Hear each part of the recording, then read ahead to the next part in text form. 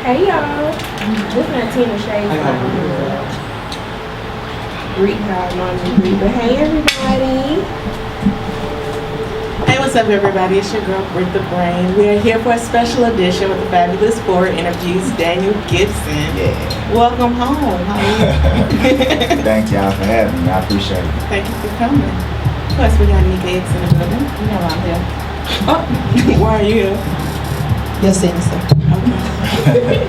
The devil is busy with her microphone. I know. Somebody don't want me to flourish, but that's all right. I'm going to have a testimony once it shows up. Okay. Very good. So we see some flyers going around before we even get started because we're sure they're getting dressed right now. Where are you going to be tonight? At 7. It's a club called 7. It'll be my first time going too. My head's in Richmond. I don't know it's on Richmond. So I'm excited. I just like coming home and seeing people because I'm always gone so much. So when I come home, I get to see a lot of old faces. Now, where do you officially reside now? LA.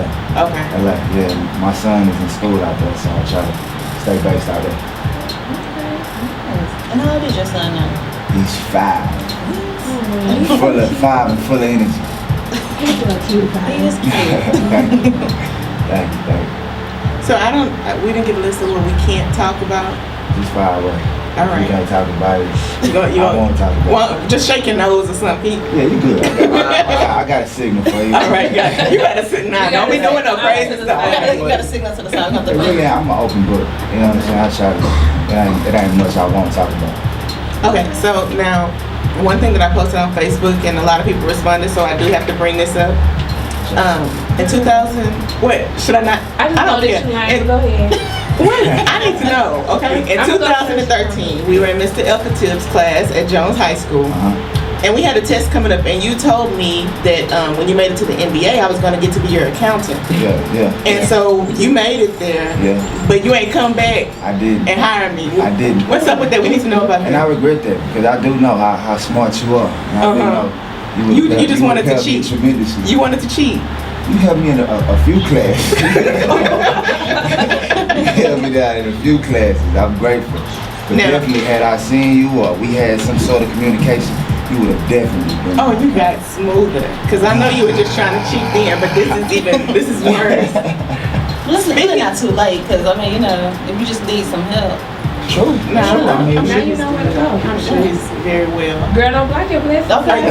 I also work in accounting, so call me. I don't have no qualms. Okay. Ain't no issues over here. So, of course, everybody wants to know about Keisha Cole. But before we get there, I want to know about Ashanti because I know that's who you were originally supposed to marry when you made it to the NBA. But so you got all the high school crashes and all that. You got all of the stories behind the story. But Ashanti was that. When you were a little kid, you kind of like, it was just admiration. Keisha was attainable. I don't like that word. Wait, come on now. Y'all should have it was just meaning like we kind of came across each other's paths in real life, and it wasn't just a fantasy. That fantasy kind of came to reality. Okay. Well, I'm the resident Wendy Williams. So I came here to get down to the hard hit questions. But I'm going to keep it cute. Okay. So aside from the obvious questions, do you regret doing reality TV? Not at all. I just think that when you do reality, you just gotta be prepared for it, and you gotta be honest with all your movements, and you gotta be doing things the right way.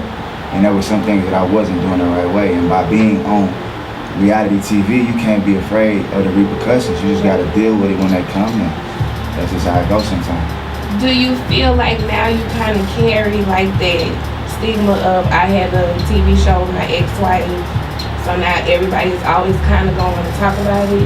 Definitely, people feel like when you in reality, they feel like they become a part of your life because you open up so much of your life to them. And so, I mean, it's the gift and the curse. I love having people.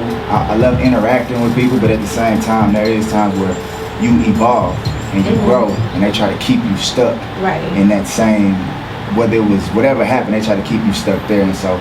evolving is a little bit tougher, but it comes with the game, comes with the territory. Cause you know, females are tough. When we get into a reality show, like we are invested. So it's you on the street to be ready to fight on the other person's behalf just because you was on my TV like this. So are you trying to threaten him? Is that No. Because, I mean, I ain't get no big requests from the other end, so I mean, at this point, my loyalty lies here. But I'm just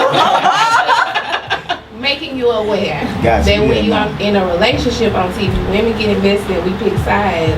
No, I understand, and that's the thing about reality. You just gotta be prepared for all that, and if you gonna put your life in front of everybody, you gotta be willing to make mistakes and be okay with people seeing those mistakes, and I'm fine with that. Do you think you would be willing to do reality again in the future? Yeah, I don't have a problem with it. I think it's just like going into it, moving forward, you understand that your life is really on camera and on display, and people are really watching. So you have to be very cautious and think about the things that you do, regardless of how old you are. You gotta be smart about your decisions. And if you're smart about your decisions, then reality will be fun for you. You know what I'm saying? But if you're irresponsible, then other things happen. So would you do the same type of reality show, or would it have to be something like For the Love of Booby or something like that? Yeah, that's more like what I'm thinking. Because I mean, the game, baby. That's what I'm saying. Yeah, I mean, I could do something like that, but I have no problem with reality. I think that in this day and age, it's a big part of television, and it's a big part of entertainment. And so, me being as though I kind of started that, I wouldn't have a problem going back to it. But you did before, right? Didn't you kind of hold off on doing the show in the beginning?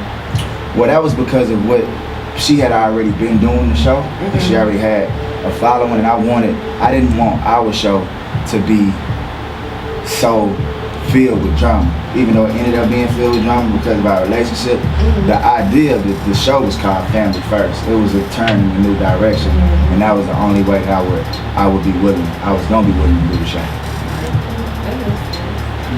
Now, before you got into reality, of course, you were in the NBA. You went to UT. Do you feel like you left UT too early?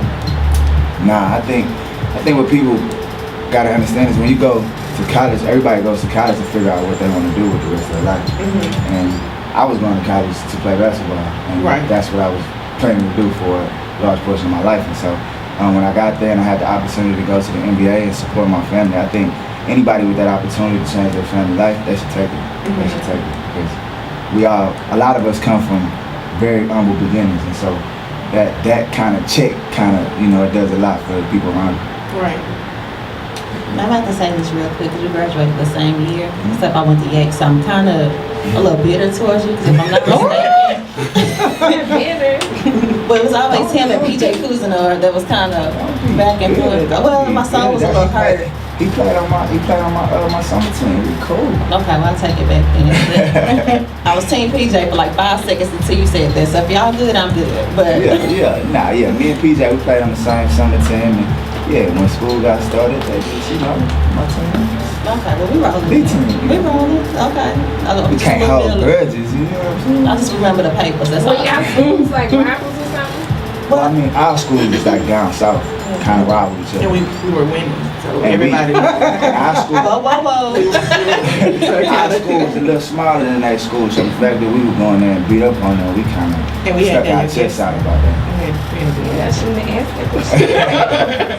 Next subject. I just want to see where y'all were in life. Okay. Yeah. I got you back, PJ. He's still cool. I see. So where do you plan on going? Like next, what's your next step? Entertainment, complete entertainment. With basketball, injuries kind of changed my career. I wasn't able to kind of take it to the level that I wanted to.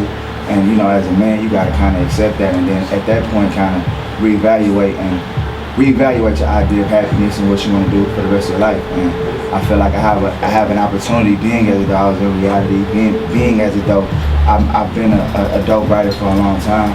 Just the entertainment business, period. Whether it's music, whether it's acting, whether it's modeling, that's pretty much what I've been doing while I've been in LA, and it's been working out pretty good for me. So you're doing music now? Yeah. You got some music? I have a lot of music. Can we hear some music? Y'all can hear some music, but right now I'm planning on releasing my first EP, hopefully in September. Okay. I've been working on it for the last couple of years. It's kind of like preparing myself for that arena as well. And so, in September, hopefully if I can get it finished, mixed and mastered, I have something for y'all to hear. Okay, now you said speaking you of want which, us to host your release party, is that what you said? We can talk about that. The fan is right in my ear. I just make sure I heard correctly. Yeah, we can talk about that. so now are you, with stepping into music, are you scared? Because right now it's like the time of the exes getting into music and it not going so well. Poor Safari out there. And Nah, sis, I feel like I'm a fan of Safari because it looks like he's doing what he loves. And he don't care what, if anybody like his music, he don't care. He gonna get out there and do it. And to me, that's the beauty of artistry. If you're afraid to go out there and make mistakes, if you're afraid to go out there and do what you love, then you beat. And that's not who I am. So, but if you were Safari, would you have jumped in on the whole Drake and Meek this? Would that have been your lane? I probably would have jumped in. It probably wouldn't have been like that, but I'd have jumped in. I'm a fan of his. I like what he do. I like his energy and I like his passion for his craft. Now I had a question. Steve Jackson, who used to be an NBA player, shout out to Port Architects. Yeah, that's He the one big time homie. spoke about basketball players who then try to do music. Yeah. A lot of people kind of look down on, or maybe they kind of just brush it off. Do you think that's true? It's a major challenge. You know what I'm saying? It's a major challenge because people definitely feel like they're like, man, you was a NBA basketball player. Why would you stop whatever making millions to go and pursue that? And my answer to that is, if somebody has that in their heart, if music is in your heart, it's real hard to keep that contained. If you're an artist, it's gonna come out in some way, shape, fashion, or form. Whether you turn the vices or something, you gotta express yourself, I feel like. And I do feel like because other athletes have kind of come out and been unsuccessful in that, and I feel like the reason why they were unsuccessful is because I don't think you can do both at the same time. I think if you're gonna be an artist, you have to be an artist, and if you're gonna play basketball, you have to do that, because one requires discipline and the other one is like complete freedom. So it's like the opposite ends of the spectrum. And so that's why I feel like I'm different. I haven't played basketball and my entire focus has been on my craft and what is necessary for me to be successful in that field. So who are some of the people that you're working with on this project? I mean, pretty much everybody from Houston supports the project. But you can go on down the list from Trey to Slim to Paul, all of the entrepreneurs, all the guys that I listened to growing up, they all support it because they've heard the music, and I work with a lot of their same producers because I feel like in the national media, Houston culture, it's always been a big part, and I feel like right now it needs another push because the driving slow, the slang, the talk, people love that, and we got to put it back out there and make people respect Houston again. So basically that's the direction that you're going in musically right now? Yeah, definitely, and just open and vulnerable about a lot of everything I've been through, whether it was basketball, whether it was my relationships, whether it was anything. When I write, I'm so open about it all, and I feel like because a lot of my situations have been so public, people will know that it's coming from a genuine place.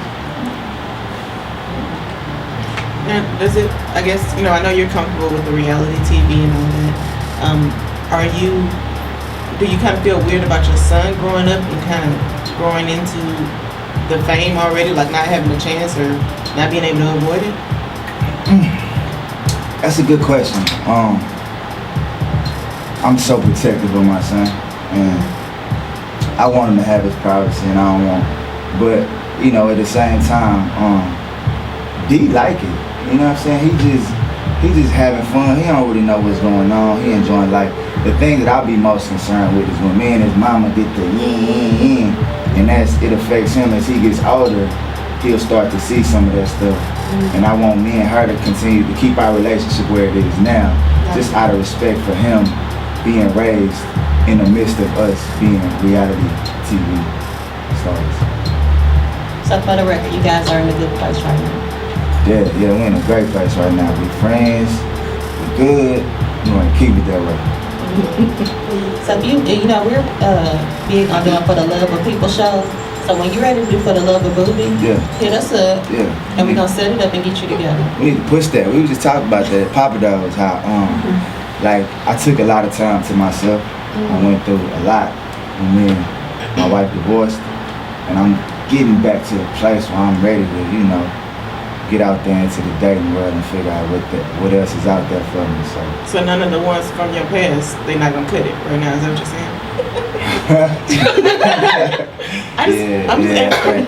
I think I'm moving forward. Okay. I think I'm moving forward. Y'all hear the hearts breaking. They so mad. Girl, we dated in sophomore year. Let me see. Yeah, I think I'm moving forward. So, for the people who know you as, the reality TV and the basketball, what would you like for them to know of you now, like going forward? Just don't box me in. I've always been. I feel like I'm intelligent. I feel like I can speak, and I feel like I have a voice. And I feel like as an athlete, they try to take our voice away. They don't really let us talk about too much. They try to tell us what we can say and what we can't say. And so right now I just want people to see me just living my life, being free and enjoying myself as I continue to grow and evolve and make mistakes or whatever. Just know I'm doing it with a good heart, and that's just me. I'm free now. I feel like I'm breaking the chains. So this is like the third time you mentioned the word, being free. Yeah. So do you feel like you have been kind of constrained your whole life, or is it? I wouldn't say my whole life, because I love basketball. I don't want nobody to get that twisted. I still love basketball. I watch it daily. But when I was coming up, I kind of got thrust into that. Okay, he's a star. He's gonna play basketball. That's what he's gonna do. And anytime I tried to say anything about Mom, check this paper out, or Pop, check this poem out I wrote. They like, all right, that's cool, but tomorrow you gotta play. I need you to get 30 tomorrow. So what I mean by being free is just I finally feel like I'm able to speak. I finally feel like people can really now hear who I am as a person and how I deal with things, and it's liberating for me. It's really liberating.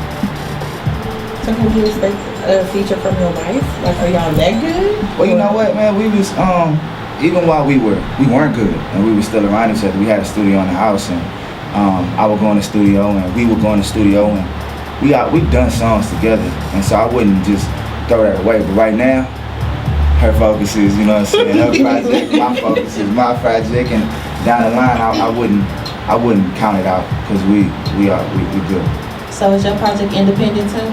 I'm about to walk out again.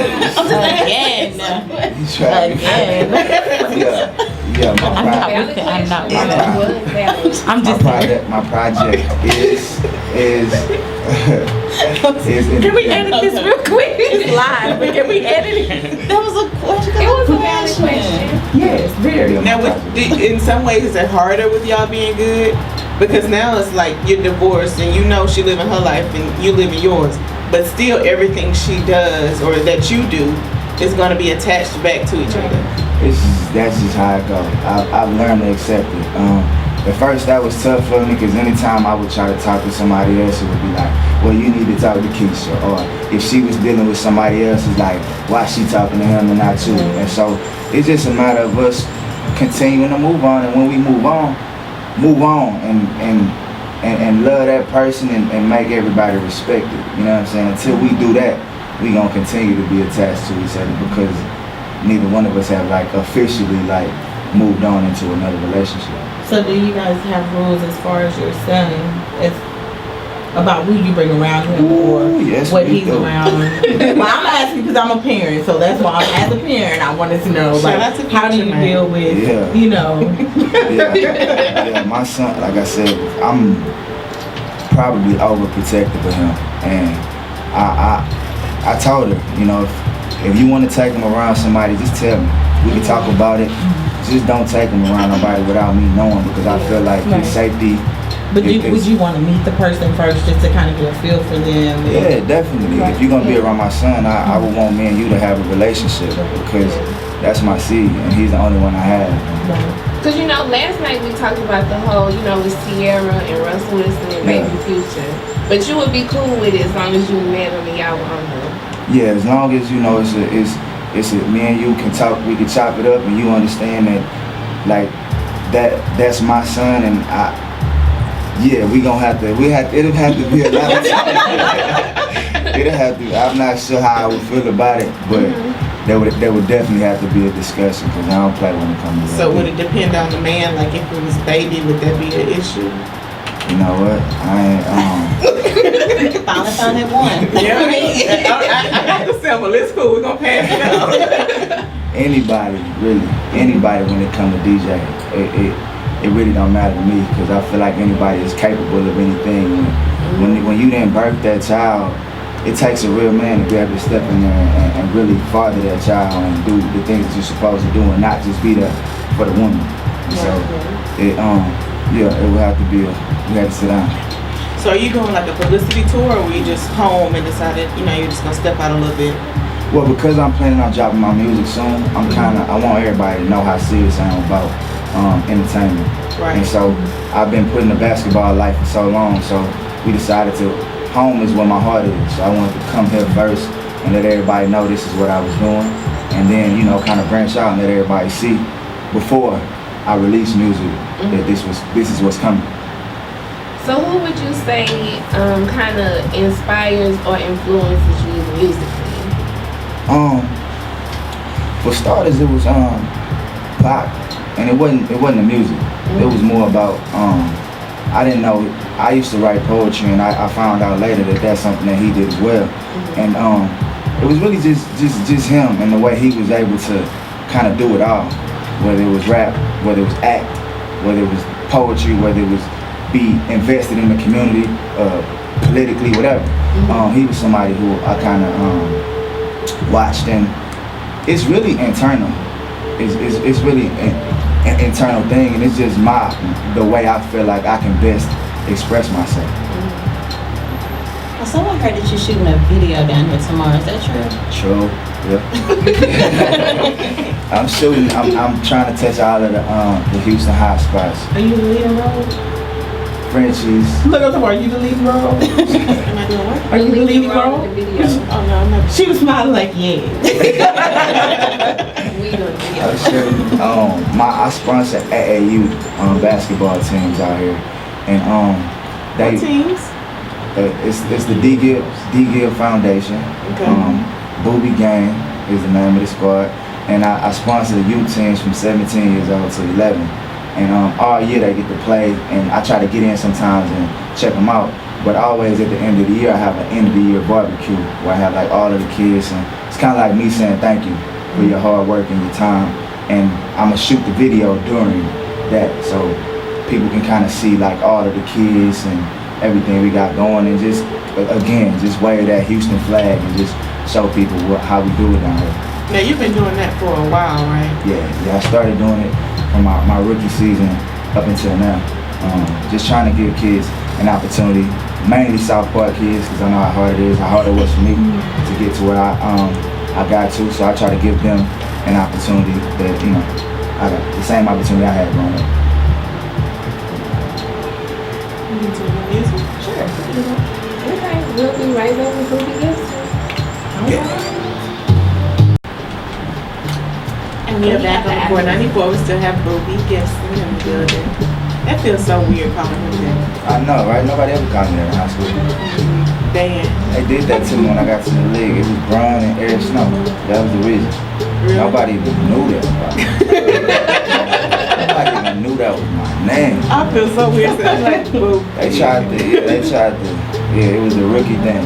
Oh, it was kind of teasing you and Yeah, stuff? we got to talking and chopping it up, and I let it slip, and one thing led to another, and Brown was like, oh, his name is Booby.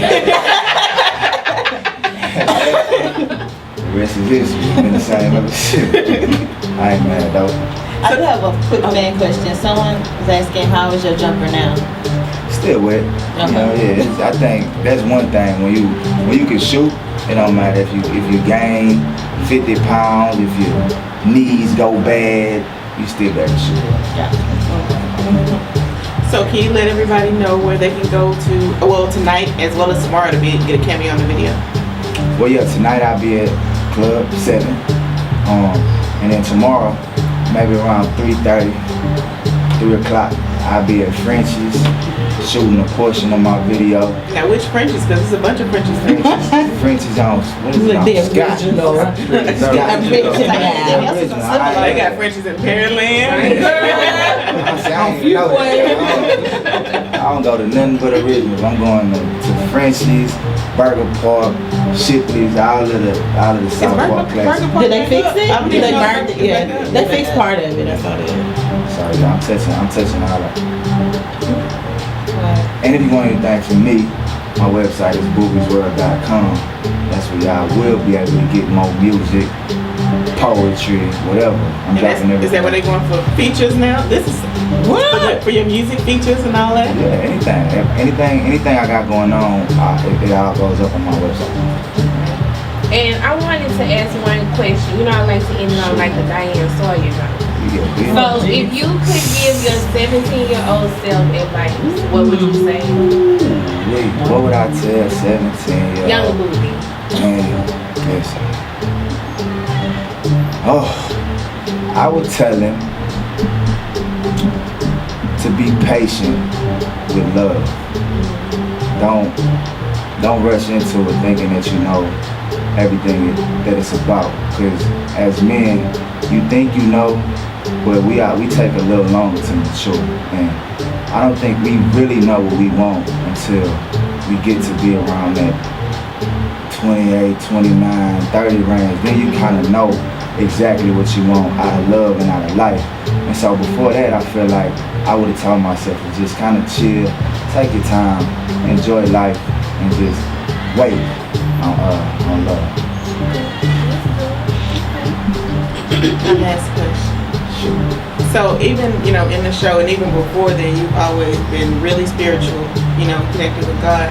Do you feel like with you being in the forefront and you being a man of faith and saying that some of the things that have come out in the media have kind of gone against the church? Nah, because I feel like that's what I think I've kind of gone against the church myself. And that not meaning church, but meaning like the actual idea of going to church. Because I feel like church is supposed to be like a hospital for the broken and not a museum for good people, if that makes sense. So regardless of if I made a mistake or whatever has been said about me, as long as my heart is pure and I'm still trying to be the man that I know I can be, I feel like that's godly, not trying to put on the front or act like I'm something I'm not. So yeah, I don't feel like it changes anything. Regardless of what people say, the only answer that matters is the one that comes from themselves. Well, we appreciate you stopping by and letting us interrogate you. Well, thank you. I had a little nervous when I said I ain't got quiet, but I'm good. I survived. You survived. We should have got you a shirt for real. I survived. I appreciate that. Well, we wish you all the luck, but now you're stepping into music and that's your dream, so we definitely support that. And you can always stop by and send us some music. Thank you. I'll make sure that y'all be one of the first ones to get take on the drop. Okay. We're not Executive produce show for the love of Booby. Yeah. Brittany does do a lot of editing. I'm with it. Okay, well, we got you. I need love. Can we a remix come out? We about to start getting Actually, emails. I Yes. didn't mention him. He was number 2. Oh, Yeah. I said Pop. L was number 2. Who you listen to That's kind now? of who. Yeah. That's kind of who I kind of mirror my style after. I feel like that's a lane that's missing. And right now, Future is pretty much killing the game when it comes to. I put him in whenever I'm finna do anything. Are you feeling anybody here right now too? Everybody, I'm an H-Town representative, so MC, BZ doing his thing. My boy Short Dog, we came up together. Propane, all the youngsters, me and Propane played middle school basketball together. So we kind of go back, so yeah. Everybody in H-Town, South Twins, on down the list. Anybody holding it down and waving that H-Town flag, I got love for. okay. All right, well, have fun tonight. Be safe. Do not talk to girls who take their shoes off at the club. Thank you. Don't like it. that is a pet peeve of mine. Okay, good. Yeah, I don't want to have to. Dirty feet. Right, please don't. You cannot roll with me. We good. We out. Yes, thank you guys for tuning in. As always, stay tuned into thecore94.com.